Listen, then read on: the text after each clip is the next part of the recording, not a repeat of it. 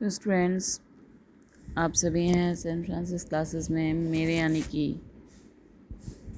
प्रिया ma'am के साथ। तो हम सभी पढ़ रहे थे प्रोस के चैप्टर 2 लेटर टू गॉड को, जिसमें आपके 6 पार्ट्स हो गए थे। 7th पार्ट देखते हैं।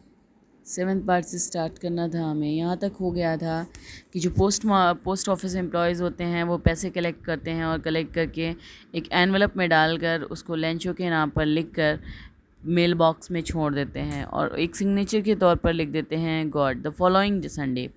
देखते हैं आगे 7th पार्ट को। The following Sunday Lencho came a bit earlier than usual to ask if there was a letter for him. जो जिस दिन लिखते हैं वो लोग, उसके बाद का जो संडे आता है Lencho came a bit early, थोड़ा सा जल्दी आ जाता है, जैसे वो यूजुअल संडेज़ में आता था देखने के लिए कि एम्प्लॉयज़ ने कि भगवान ने कोई उसका जवाब भेजा कि नहीं भेजा। तो वो जैसे ही वापस आता है अगले संडे को, जैसे ही जिस संडे को लोग लेटर डालते हैं, जिस दिन लेटर डालते हैं उसके बाद जो संडे आता है उसमें वो थोड़ा पहले आ जाता है, केम अ बिट अर्लियर, थोड़ा पहले आ जाता है than usual to ask if there was a letter from him for him. वो ये पूछने के लिए आता है पोस्ट ऑफिस बार बार कि क्या उसके लिए कोई पत्र आया है।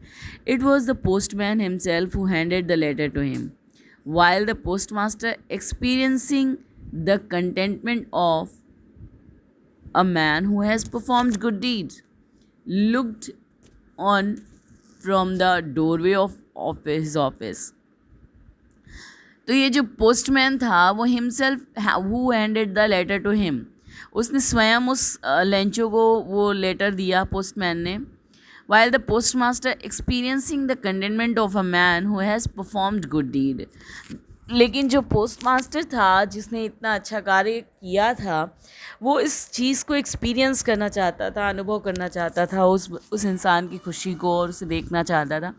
तो वो looked from in the doorway of his office, वो एक पीछे दूर से दरवाजे से देख रहा था।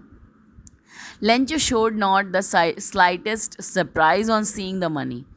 लेंचो अब जब वो उसको हैंड ओवर कर देता है लेटर और उसमें साथ में मनी होती है, तो Lencho showed not a slightest surprise on seeing the money. Lencho ने ज़रा सा भी उसको सरप्राइज, आश्चर्य नहीं हुआ उस मनी को देखकर, उस पैसे को देखकर। सच वॉज हिज कॉन्फिडेंस, ये उसका विश्वास था, ये उसका बिल्कुल विश्वास था भगवान पर कि वो भगवान मुझे पैसे भेजेंगे। But he became angry when he counted the money, लेकिन जैसे ही उसने एनवलप खोला, पैसे काउंट किए ही वो गुस्सा हो गया। He became angry. God could not have done have made a mistake.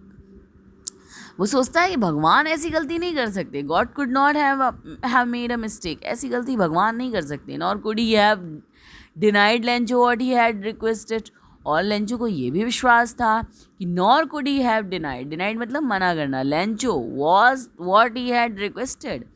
Lencho ये भी जानता था कि भगवान वो भी देंगे उससे जो वो चाहता है, जो उसने मांगा है।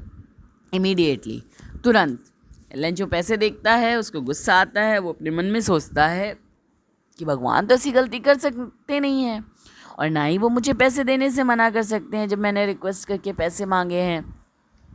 तो क्या होता है, इमीडिएटली तुरंत Lencho went up to the window to ask for paper and ink. तो लेंचो फिर से पोस्ट ऑफिस की जो विंडो होती है जहाँ से टिकट वगैरह मिलते हैं वहाँ पर वो जाता है, एक और पेपर और इंक मांगता है।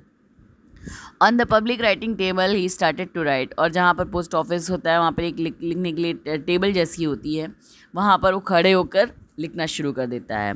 Write much wrinkling on his brows, उसकी जो ब्रोज मतलब भौं होती है जो आँख के ऊपर होती है। रिंकलिंग मतलब ऊपर अप्स एंड डाउन हो रही थी। गुस्से में जब होता है तो लोग त्योरियाँ चढ़ाते हैं। रिंकलिंग का मतलब वही होता है, भौएं ऊपर नीचे हो रही थी गुस्से में।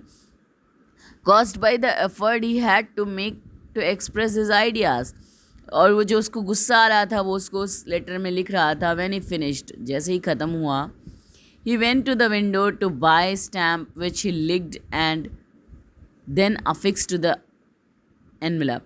फिर उसने एनवेलप पर लगाने के लिए स्टैम्प लिया वहीं विंडो पर से और उसे लिक किया, उसे अपने जीप से थोड़ा सा टच किया and affixed it on the envelope with a blow of his fist. Fist का मतलब बहुत ज़्यादा जो गुस्सा हुआ था, बहुत ज़्यादा उसे जो दुख हुआ था, जो पैसे कम मिले थे, उस दुख के साथ उसने उस एनवेलप को फिक्स किया। The moment that the letter fell into the mail box the post master went to open it. और लेंजो ने वो लेटर उसमें पोस्ट किया और चला गया, और जैसे ही वो पोस्ट करता है, मेल बॉक्स में लेटर डालता है और चला जाता है, पोस्ट मास्टर उसे तुरंत खोलता है और खोलकर देखता है। इट सेड, उसमें लिखा हुआ था, क्या लिखा हुआ था? जो दूसरा पत्र लेंचो लिखता है भगवान को, उसमें लिखा हुआ था, गॉड, भगवान, of the money that I asked for only 70 pesos reached me, send me the rest since I need it very much.